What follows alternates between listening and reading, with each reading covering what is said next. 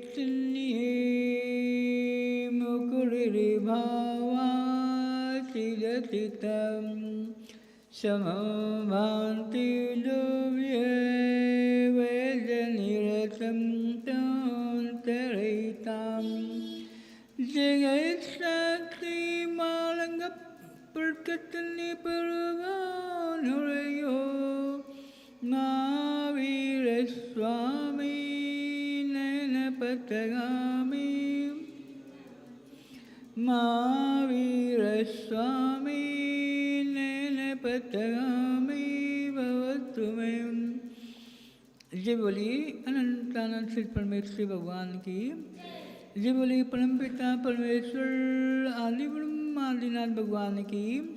जय बोली देवादेव शांतिनाथ भगवान की। जय बोली मुनीश्वरनाथ भगवान की। जय बोली तुलसी गाँव के बाहुबली भगवान की। जय बोली परम पदे वात्सल्य दिवाकर निमित्त ज्ञान गुरु नाम गुरु आचार्य भगवान विमल शाली महाराज की। जय बोली आचार्य भगवान विराटशाली महामुनियाज की।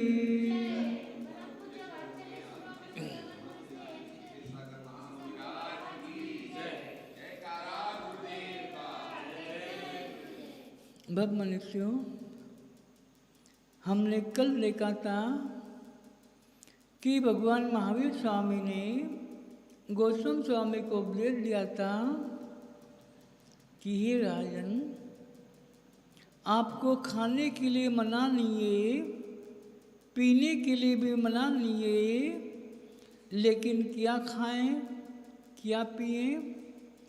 जो खाने लायक है, जो खाने योग पदार्थ है, जो खाने योग वस्तु है, ऐसे वस्तु का भक्षण करें, ऐसे द्रव्य खाएं, और जो पीने लायक शुद्ध जल, शुद्ध दूध, पानी आदि है वो पिए। इस प्रकार से हमने कल देखा था। अब अगला प्रश्न है, अभी तक हमें ये तो समझ में आ गया कि शुद्ध खाना चाहिए, मर्यादित खाना चाहिए, लेकिन अब अगला प्रश्न है कि कब खाएं, कब खाना चाहिए, क्योंकि हर चीज़ की सीमा होती, मर्यादा होता है, समय होता है।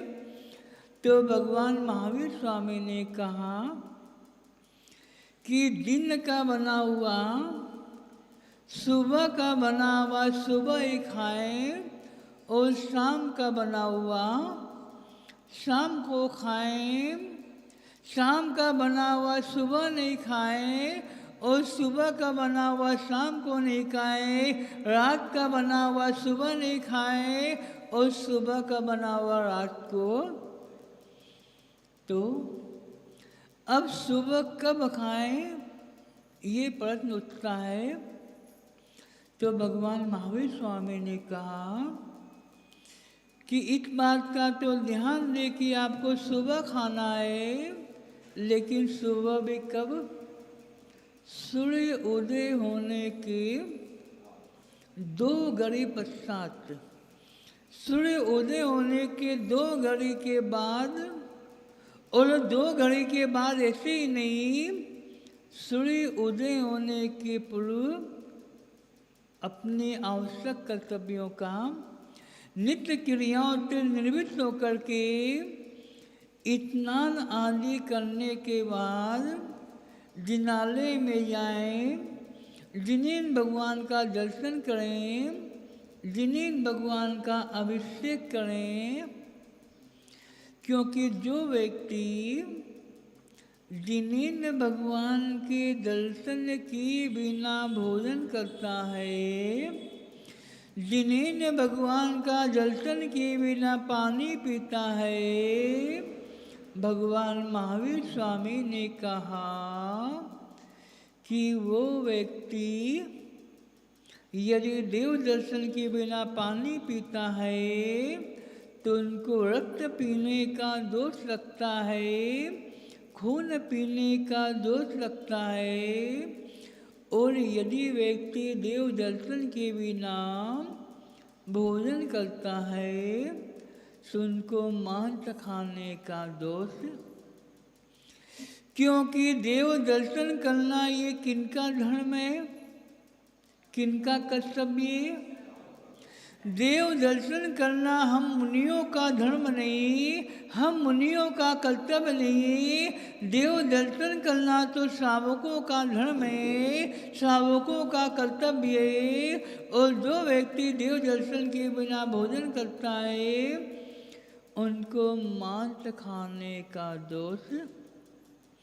ये तो हो गई सुबह की बात कि सुबह सूर्य उदय होने के 2 घड़ी के बाद खाना चाहिए, और शाम को सूर्य अस्त होने के 2 घड़ी पूर्व तक भोजन पानी करके चारों प्रकार का हार जल का। जो व्यक्ति सूर्य अस्त होने के बाद भोजन करता है समझ लेना वो व्यक्ति शाकाहारी नहीं, मांसाहारी होता है। वो व्यक्ति भगवान महावीर स्वामी का भक्त नहीं, भगवान महावीर स्वामी का अनुयायी नहीं, अपितु उनसे बड़ा दूसरा कोई कम भक्त। क्योंकि वो व्यक्ति भगवान महावीर स्वामी को तो मानता है, कभी कभी उनके नाम का स्मरण भी कर लेता है, कभी कभी उनकी पूजा भी कर लेता है, और कभी कभी उनके नाम का माला भी।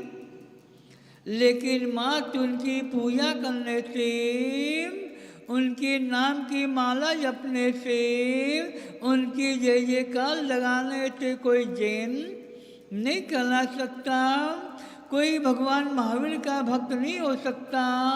अपितु जो उनको माने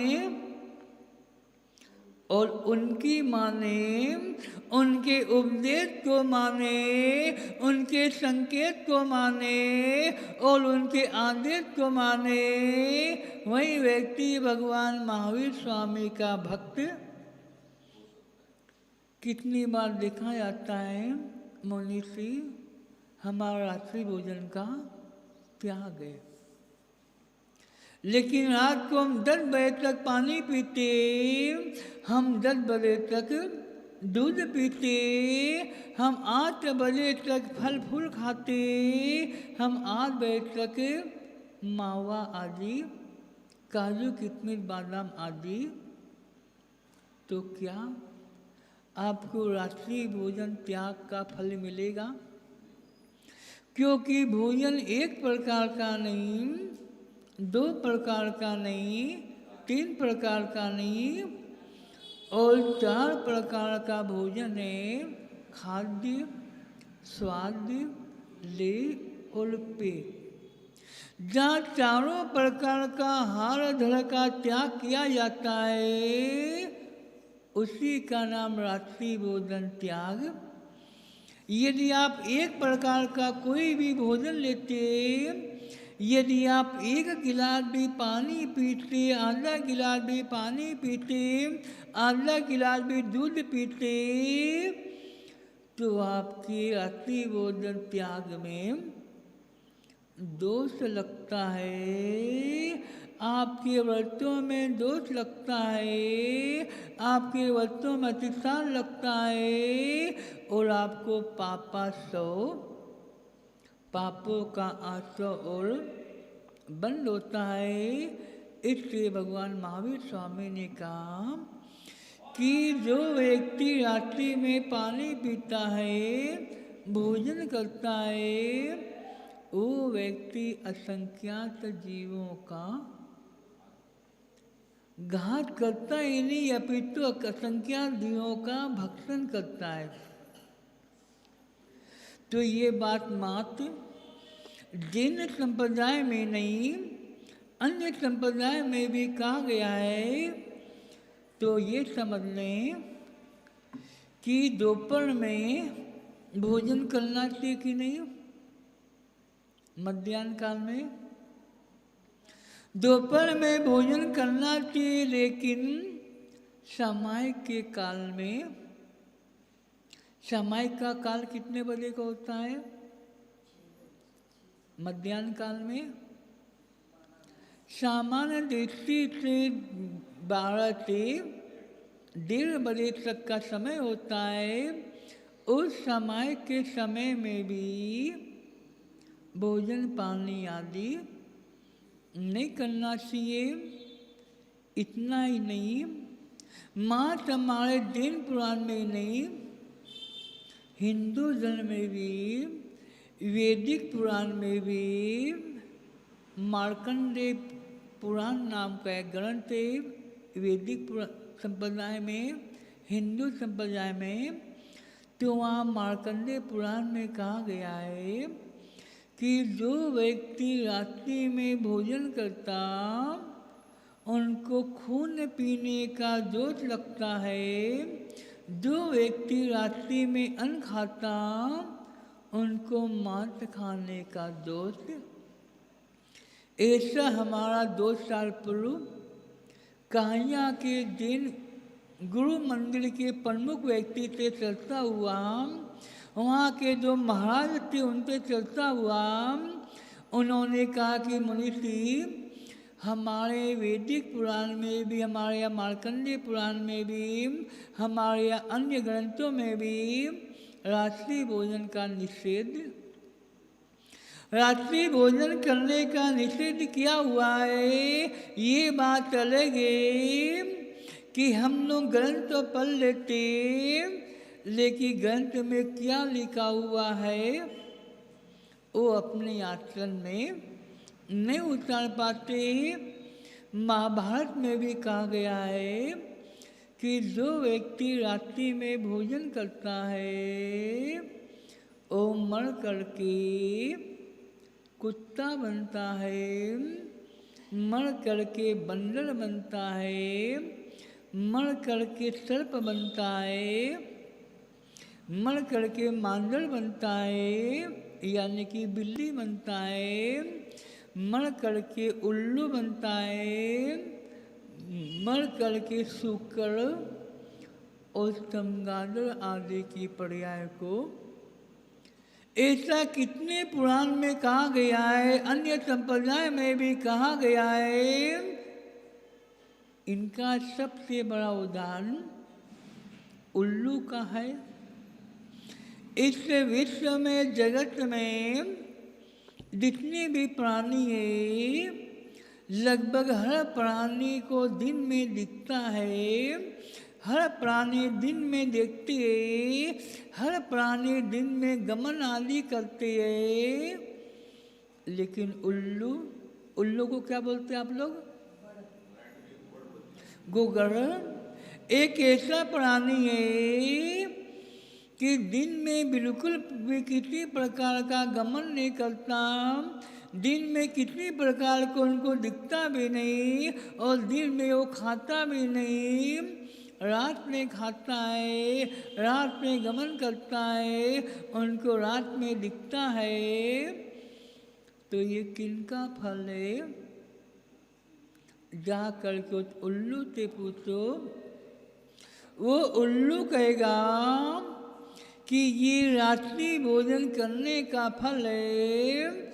हमें पूर्व में मनुष्य पर्याय मिल गया था, उत्तम कुल मिल गया था, जैन धर्म मिल गया था, लेकिन हम जैन धर्म को पा करके विधर्मियों की संगति किए थे, विधर्मियों की बात माने थे, अन्य मत, अन्य संप्रदाय वालों की बात मानते थे, उनके साथ में रहते थे, उनके साथ में घूमने जाते थे, और जब वो रात को खाते थे तो हम भी उनके साथ में, कभी कभी हम धर्म सभा में भी जाते थे, गुरुओं के उपदेश भी सुनते थे, लेकिन गुरु के उपदेश एक कान से सुनते, दूसरे कान से निकाल देते। हम उनकी बात नहीं माने, इसलिए हमारी ये दशा हुई। इसलिए आचार्य भगवान कहते, परम पुराण के लेखक रवि सेन स्वामी कि जिनको उल्लू बनना है, सर्प बनना है, शुक्र बनना है, मानदार बनना है वो अपने हिसाब से, क्योंकि हम नहीं बोले कि आप रात को खाओ। हम तो ये कह सकते जो रात को खाता है वो उल्लू बनता है, कुत्ता बनता है, सर्प आदि पर्याय को, और परंपरा से नरक निगोद गति को प्राप्त। अब आगे उमा स्वामी सावका सार में कहा गया है कि जो व्यक्ति रात्रि भोजन का त्याग करता है उनको क्या फल मिलता है।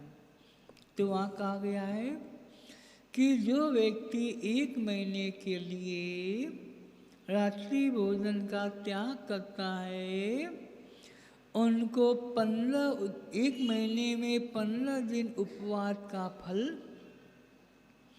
जो व्यक्ति 6 महीने के लिए रात्रि भोजन का त्याग करता है उनको 3 महीने उपवास का फल मिलता है। जो व्यक्ति 1 साल के लिए रात्रि भोजन का त्याग करता है उनको आधे साल यानी कि 6 महीने उपवास का फल मिलता है। जो व्यक्ति आजीवन रात्रि भोजन का त्याग करता है उनको आधे जीवन उपवास का फल। ऐसा क्यों? क्योंकि जब आप रात्रि में भोजन करते थे तो आपके निमित्त से असंख्य जीवों का घात होता था, और जब आप रात्रि भोजन का त्याग कर दिए तो उस जीवों की रक्षा हो रही है, इसलिए आपको उपवास का फल। आगम में कहा गया है 1 बार खाए योगी, 2 बार खाए भोगी, और 3 बार खाए कौन? रोगी। 1 बार खाए योगी, 2 बार खाए भोगी, और बार या 3 बार खाए रोगी। इसी बात को आगे भी कहा गया है कि जो उत्तम पुरुष होते हैं वो तो 1 बार खाते हैं, जो मध्यम पुरुष होते हैं वो 2 बार खाते हैं, और जो व्यक्ति राक्षस प्रकृति के होते हैं, कौन सी प्रकृति? राक्षस प्रकृति के होते वो व्यक्ति बार खाते, वो व्यक्ति दिन में भी खाते और रात में भी खाते। उनको न दिन का विकल्प होता न रात का विकल्प होता। जब आया आने दो और जाने दो। अब आपको चिंतन करना है कि आप कौन से प्रकृति के व्यक्ति हो। उत्तम प्रकृति के, मध्यम प्रकृति के, सुरदा की जघन प्रकृति के। कोई बात नहीं, जो व्यक्ति जघन प्रकृति का होता है वही तो एक दिन मध्यम प्रकृति वाला होता है, और जो मध्यम प्रकृति वाला होता है वही तो एक दिन उत्तम प्रकृति वाला होता है। उत्तम पुरुष होता है। उत्तम पुरुष कोई आकाश से टपकता नहीं है। इसलिए अब हम भी प्रयास करें, अब आप भी प्रयास कीजिए कि यदि आप दिन भर खाते हो तो कोई बात नहीं, सहन कम है तो कम से कम इतना तो नियम बना लें कि हम दिन में ही, क्योंकि अभी तक आपका कोई नियम नहीं है, कोई मर्यादा नहीं है, दिन में भी खाते रात में भी खाते। और कितने व्यक्ति ऐसे भी है जो रात में नहीं खाते लेकिन रात्रि भोजन का त्याग, चाहे रात्रि में पानी भी नहीं पीते, दूध भी नहीं पीते, लेकिन रात्रि भोजन का त्याग। और कितने व्यक्ति ऐसे हैं कि रात्रि में 10 बजे तक खाते, 8 बजे तक खाते, 8 बजे तक पीते, और 10 बजे के बाद नहीं पीते, नहीं खाते, लेकिन त्याग, अब जब उनका त्याग नहीं है तो उनको दिन रात खाने का दोष। इसलिए हर सावक को अपनी शक्ति के हिसाब से नियम लेना चाहिए, संकल्प करना चाहिए और उत्तम मार्ग रात्रि भोजन का तो पूर्ण रूप से त्याग करना चाहिए। अब दिन में भी सीमा बांध ले, 10 बार खाएंगे, 20 बार खाएंगे, 5 बार खाएंगे, कोई बात नहीं। कोई जरूरी नहीं कि आप एक ही बार खाएं, 2 बार खाएं, लेकिन नियम बना ले कि हम 10 बार ही खाएंगे, 5 बार ही खाएंगे, 10 बार 20 बार ही पानी। और यदि आप मर्यादा कर लेंगे तो उस समय में भी आपको व्रती कहा जाएगा।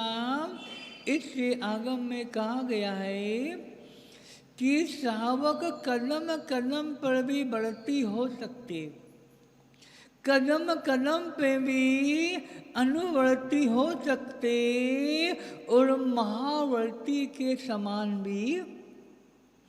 मान लीजिए आप दिन में 2 ही बार भोजन करते,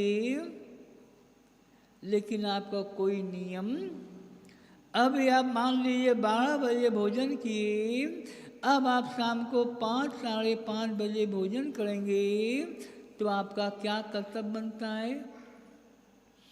भोजन करने के बाद 5 बजे तक का चारों प्रकार के या 3 प्रकार का भोजन का, आपको मालूम है कि हम योगियों का, मुनियों का ये आजीवन व्रत है, एक आसन, एक बार भोजन करना, ये आजीवन नियम है।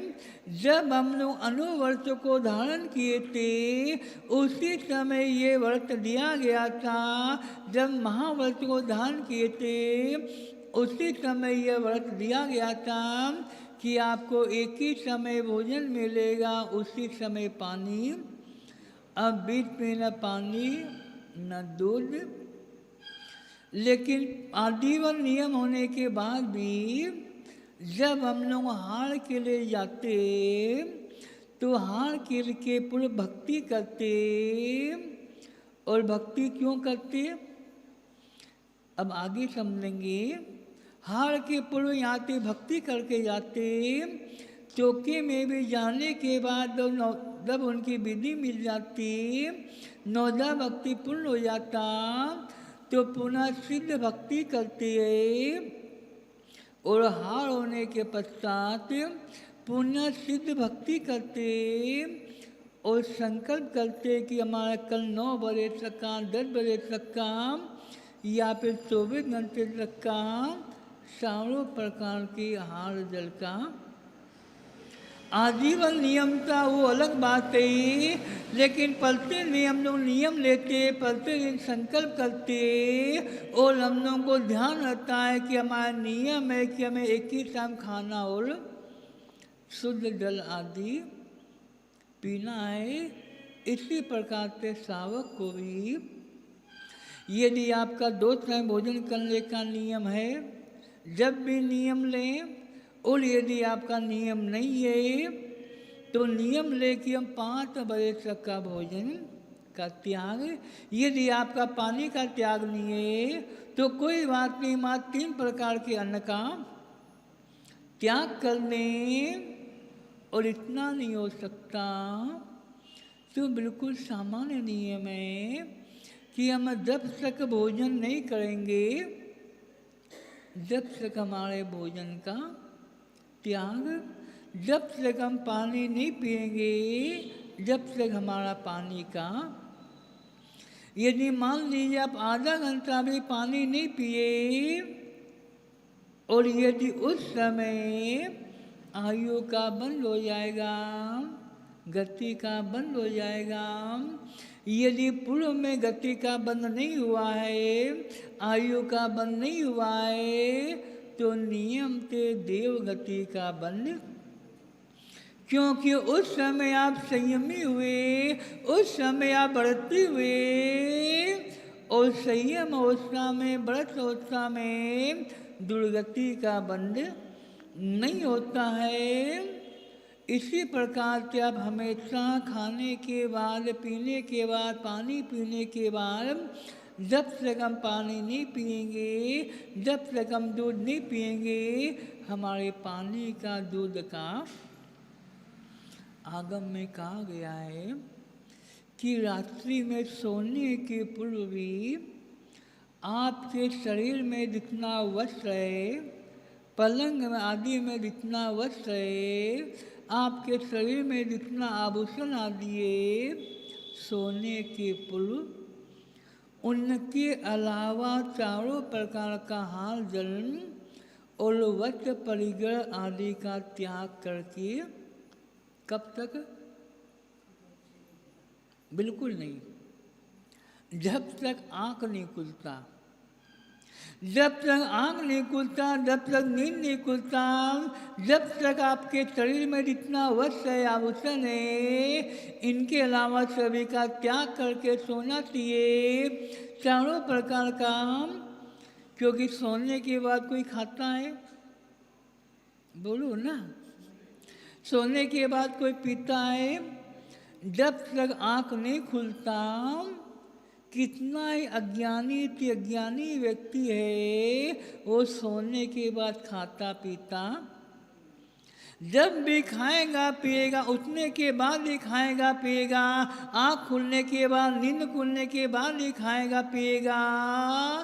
उस निद्रा अवस्था में व्यक्ति किसी प्रकार का भी भावों से क्रिया नहीं करता, लेकिन आप त्याग भी नहीं करते हो। और यदि रात्रि में आपको आयु का बंद हो जाएगा, क्योंकि बंद कब होता है?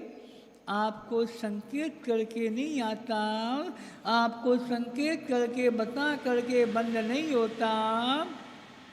यदि सोते सोते बंद हो गया और यदि आप त्याग नहीं किए तो दुर्गति का बंद। अब आप घर से मंदिर तक आयो, लेकिन आप घर का त्याग नहीं किए, मंदिर का, दुकान का त्याग नहीं किए, भवन के बाहर का त्याग नहीं किए, तो आपके घर के में, दुकान में, बाजार में, क्योंकि अभी आप भी संसारी जीव हो, तो जितना भी पाप कार्य हो रहा है उसमें कहीं न कहीं आप भी सहभागी। इसलिए जब घर से निकलें, बिल्कुल सामान्य नियम, कोई घड़ी की मर्यादा नहीं, समय की मर्यादा नहीं, जब तक हम पुनः घर में नहीं आएंगे हमारे घर का।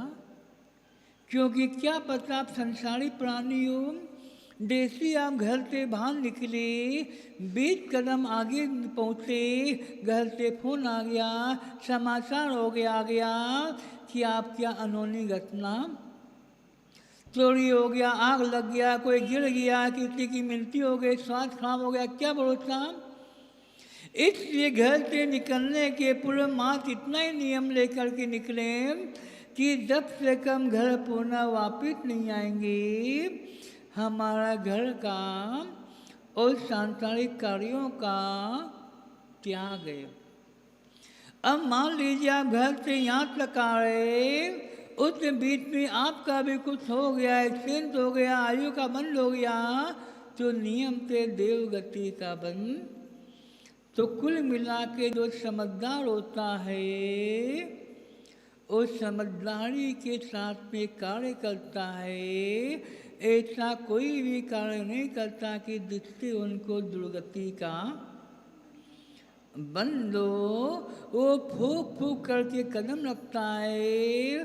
खाने के लिए बिल्कुल मना नहीं है, पीने के लिए बिल्कुल मना नहीं है, लेकिन जितने में काम चलता है, जितने बार खाने में काम चलता है, उतनी बार, कितनी बार लोग बोलते कि मनीषी आप लोगों को दिन में भूख नहीं लगता है क्या? आप लोगों को दिन में प्यास नहीं लगता है क्या? तो हम कहते कि भैया अभी आप दिन में कितनी बार खाते हो? मनीषी हम अधिक से 2 या 3 बार खाते। हम कहते कि भैया आप तो दिन में मात्र 2 बार 3 बार ही खाते हो, और जब भी खाते हो मात्र दाल रोटी और बेसन खाते हो। क्या खाते? बोलो ना। दाल रोटी खाते हो, बेसन खाते हो और प्रभु के गुण। लेकिन जहाँ करके दस्तूर वाले से पूछना, हमारे दुकान की जहाँ हमारा दुकान था, हमारे दुकान के बगल में होटल था, उन होटल वालों से पूछना आज भी वो होटल वहाँ पर है, आज भी उनके मालिक है, तो स्वयं बताते कि ये साधु बनने के पूर्व हमारे होटल में दिन में कम से कम 5 से 10 बार मात्र एक होटल में जाते थे। जब दुकान पे घर जाते थे तो वहाँ पर एक होटल मिलता था, लगभग 2 या 3 बार वहाँ भी जाते थे, घर में जाते थे, वहाँ भी भोजन करते थे। यानी कि दिन में 15 बार 20 बार कभी ये खा लेते, कभी वो खा लेते, गर्मी के मौसम में कभी ये खा लेते, कभी वो पी लेते।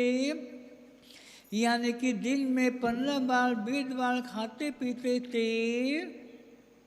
इतना अंतर कैसे कि वहाँ पर हर आधे घंटे के बाद, हर 1 घंटे के बाद कुछ न कुछ खाने को चाहिए, कुछ न कुछ पीने को चाहिए। और आज मिल गया तो ओ भाग्य, नहीं मिला तो सौभाग्य। इतना अंतर क्यों? क्योंकि अब संकल्प कर लिए, नियम ले लिए, मर्यादा में बन गए कि प्राण जाए पर वचन न जाए।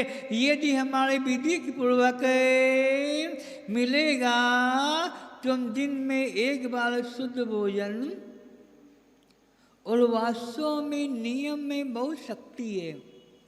संयम में आपको अनुभव होगा कि कभी कभी भादों में भी आप लोग नियम ले लेते, संकल्प कर लेते कि हम 2 ही बार भोजन करेंगे, 1 ही बार भोजन करेंगे, एकासन करेंगे।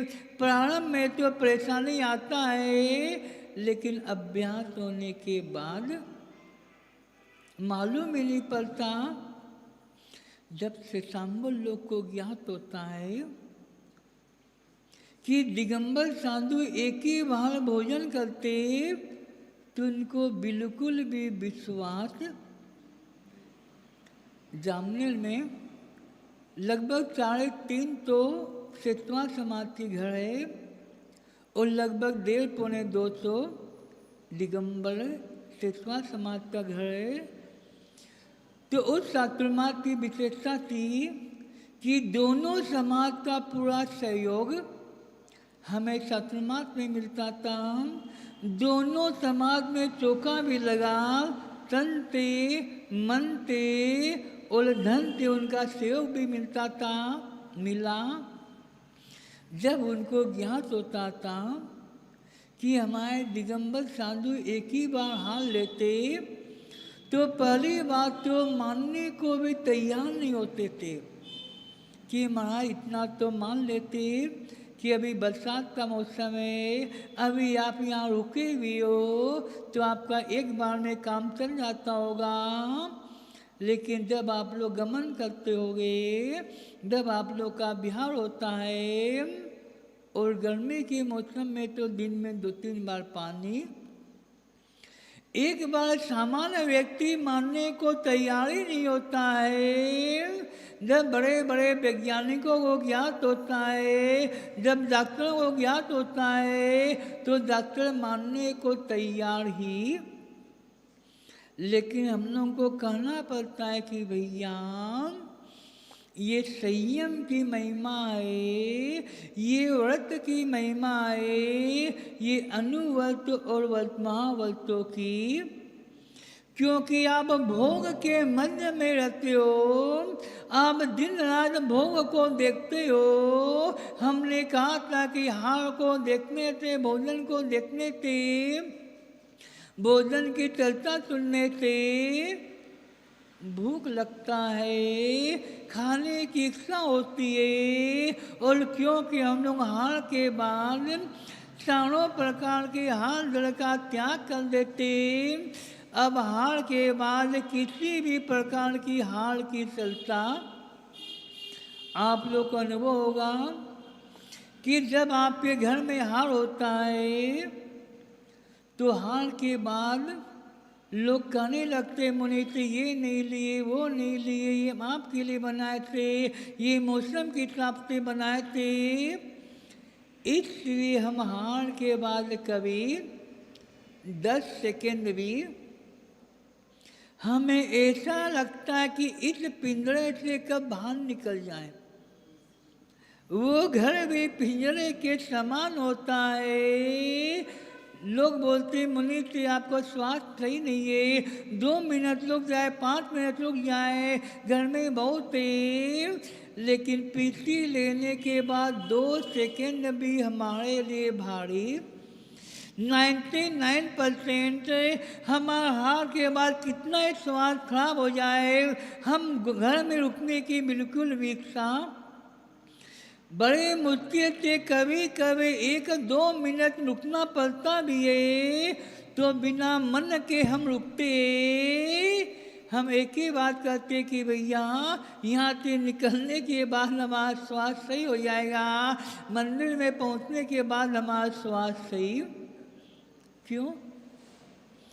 क्योंकि यदि आपके घर में 1 मिनट भी रुकेंगे, 2 मिनट भी रुकेंगे, तो आप क्या चर्चा करेंगे?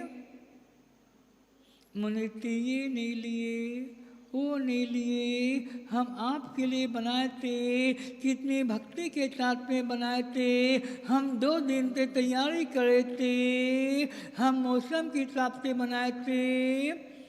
यदि चौके में 1 घंटा भी रुक जाए तो मोही आत्मा देखना, भोगी व्यक्ति क्या चर्चा करेंगे?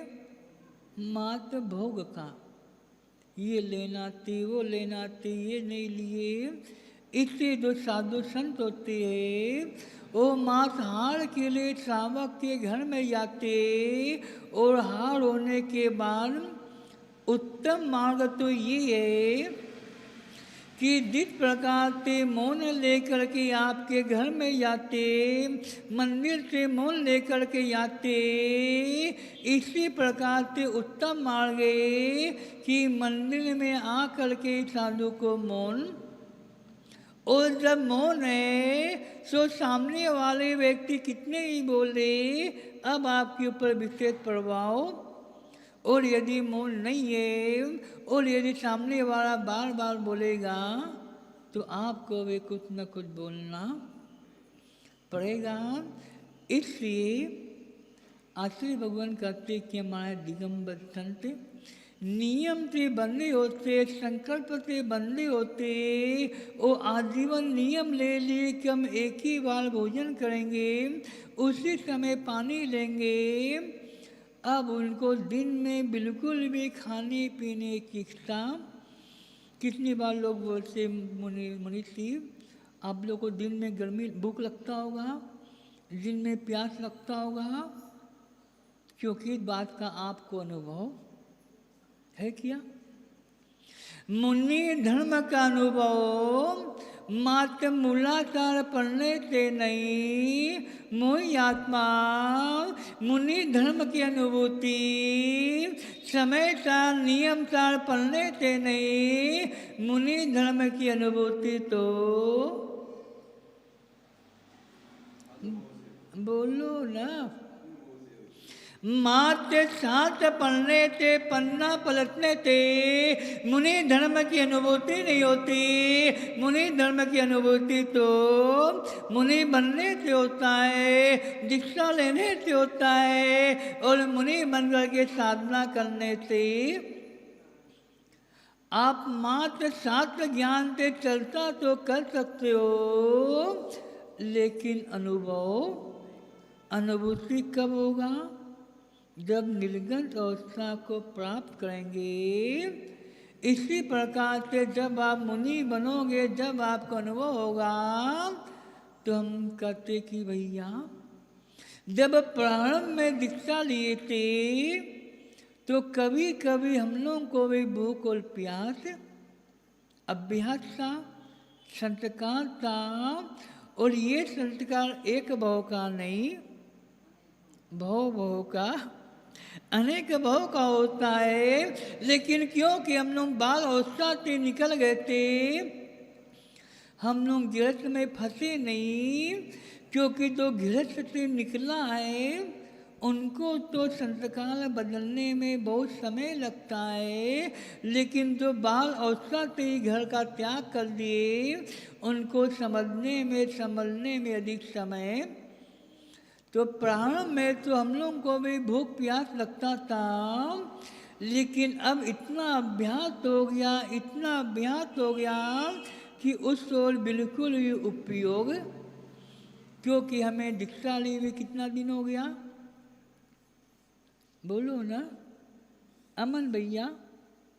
अभी हमारा कौन सा चातुर्मास संपन्न हुआ, 26वां। यानी कि हमें दीक्षा लिए हुए 26-27 साल हो गया। और हम घर में कितने साल थे, 20 साल 21 साल। अब बताइए कौन सा संस्कार का पल्ला भारी होगा, वर्तमान का संस्कार का पल्ला भारी होगा कि पूर्व का संस्कार का पल्ला भारी होगा? नहीं, वर्तमान का संस्कार का पल्ला भारी होगा। क्योंकि हम घर में तो भोगों में तो भोगियों के बीच तो मात्र 20 साल तक रहे, लेकिन हमें योग को धारण किए हुए आज 26 से 27 साल हो गया। हमारा अधिकांश समय योगियों के साथ में व्यतीत हुआ। और जब योगियों के साथ में व्यतीत हुआ तो भोग के संस्कार तो नष्ट हो गए, कम हो गए, और योग के संस्कार जागृत। इसी प्रकार से यदि आप भी त्यागियों की संगति करोगे, योगियों की संगति करोगे, तो मानना पड़ेगा कि हमारे जीवन में संगति का प्रभाव। यदि आप योगियों की संगति करोगे, त्यागियों की संगति करोगे, तो आपको भी त्याग के भाव होंगे, आपके अंदर भी त्याग करने के संस्कार आएंगे, त्याग करने के परिणाम। इसलिए भगवान महावीर स्वामी ने कहा कि हमें खाना तो है, लेकिन समय का ध्यान रखना है, मर्यादा का ध्यान रखना है। मात्र इतना ही खाना है कि जिससे आपका जीवन चल जाए, जिससे आपकी गाड़ी चलती रहे। इतने ही खाना है कि जिससे आप धर्म की प्रभावना कर सके, धर्मात्मा की सेवा कर सके और परंपरा से मोक्ष के मार्ग पर लग सके। हमने कल कहा था कि 2 प्रकार के व्यक्ति होते। एक व्यक्ति तो वह होते जो खाने के लिए जीते, और दूसरे व्यक्ति वह होते जो जीने के लिए। आप लोग किनके समान हो? पहले व्यक्ति के समान। क्योंकि आपका जीवन किनके लिए? मात्र खाने के लिए, भोग के लिए। लेकिन जो ज्ञानी आत्मा होता है वो चिंतन करता है कि भैया हमें भोग भोगते भोगते कितने भव निकल गए, हमें खाते पीते कितने भव निकल गए, लेकिन आज तक तृप्ति नहीं हुई। इससे अब हमें ऐसा कर्म करना है, ऐसा कार्य करना है कि पुनः इस संसार में आना बाकी।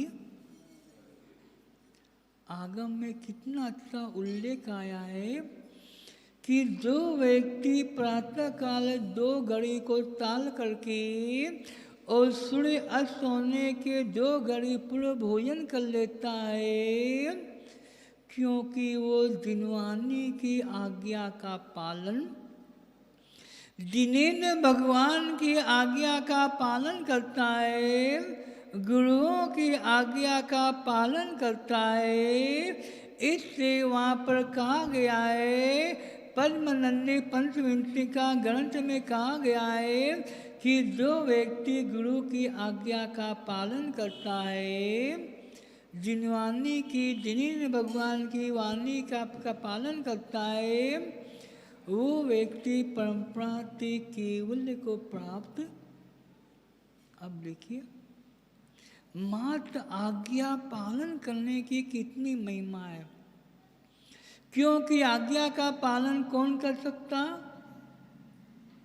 जो भव्य समझदार है और जो आज्ञा का पालन किया है वो उस मार्ग पर चलेगा, और जब वो उस मार्ग पर चलेगा तो एक दिन वो भव्य आत्मा अपने अंतिम लक्ष्य को, केवल ज्ञान को प्राप्त कर लेगा, और केवल ज्ञान को प्राप्त करके निर्वाण को प्राप्त।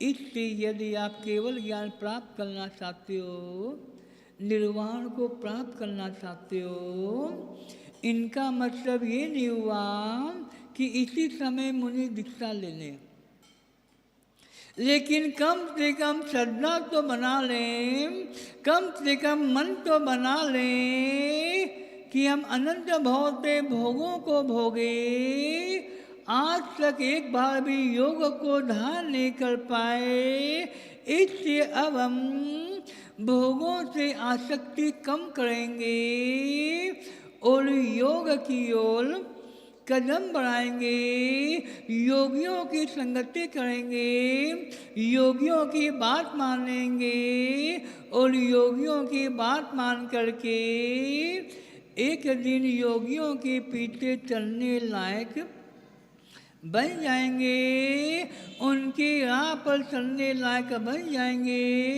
और उनकी राह पर चल करके एक दिन अपने अंतिम लक्ष्य को, यानी कि निर्वाण को प्राप्त। आज इतना ही, बाकी आगे समझेंगे इसी भावना के साथ। देवरियाचल भगवान विराट सहज महाराज की। बोली परम पूज्य गुरुदेव श्री विशेष सागर जी।